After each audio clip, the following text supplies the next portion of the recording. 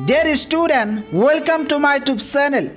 এই বছৰ হাই সেকেন্ডাৰী ইংৰাজী বিষয়ৰ প্ৰশ্ন কাকতখন বহুত টান আহিছিল।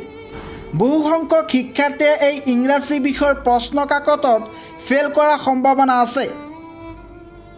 কিন্তু চিন্তা নাই, তোমালোকে যদি ইংৰাজীত কেৱল মাত্ৰ 20 মাৰ্ক পোৱা তথাপিও তোমালোকক এই বছৰ উত্তীৰ্ণ কৰাই দিয়া হ'ব।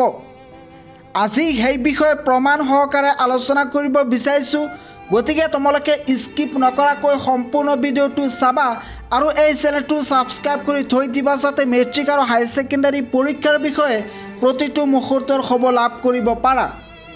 যেহেতু এই বছৰ ইংৰাজীৰ প্ৰশ্ন কাকত বহুত টান আহিছিল আৰু বহু সংখ্যক শিক্ষাৰ্থীয়ে এই বছৰ ফেল কৰাৰ সম্ভাৱনা আছে, হেকো ছাত্ৰ ছাত্ৰীৰ বাবে এটা গুড নিউজ দিব বিচাৰিছো। ইয়াতে চোৱা, এজন ছাত্ৰই ইংৰাজীত কেৱল মাত্ৰ 20 পাইছিল তথাপিও সেকেন্ড ডিভিজনলৈ উত্তীৰ্ণ হ'ব পাৰিছে। আন এটা দেখুৱাইছো, ইয়াতে এজন ছাত্ৰই ইংৰাজীত কেৱল মাত্ৰ 21 পাইছে তথাপিও থাৰ্ড ডিভিজনলৈ উত্তীৰ্ণ হ'ব পাৰিছে। আন এটা মাৰ্কশ্বিট তোমালোকক জুম কৰি দেখুৱাইছো। ইয়াতে তোমালোকে একেবাৰে ওপৰত চোৱা, ইংলিছ বুলি লিখা আছে 23+07 বুলি লিখা আছে। অৰ্থাৎ এইজন ছাত্ৰই ইংৰাজীত কেৱল মাত্ৰ 23 পাইছিল তথাপিও হাই সেকেন্ডাৰী পৰীক্ষাত উত্তীৰ্ণ হ'ব পাৰিছে।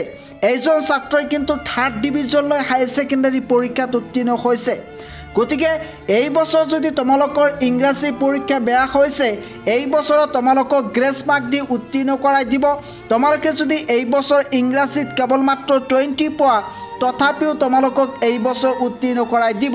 কিন্তু ইয়াতে এটা কণ্ডিশ্যন আছে আৰু সেই কণ্ডিশ্যনটো হৈছে যে বাকী এক্সামবোৰ ভাল কৰিব লাগিব।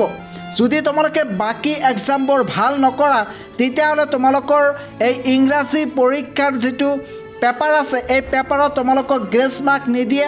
তোমালোকে সাৱধান হোৱা আৰু বাকী থকা পৰীক্ষাবোৰ তোমালোকে ভালকৈ দিবা আৰু তোমালোকে ইংৰাজীত কেৱল মাত্ৰ 20 লাভ কৰিও পাছ কৰিব পাৰিবা।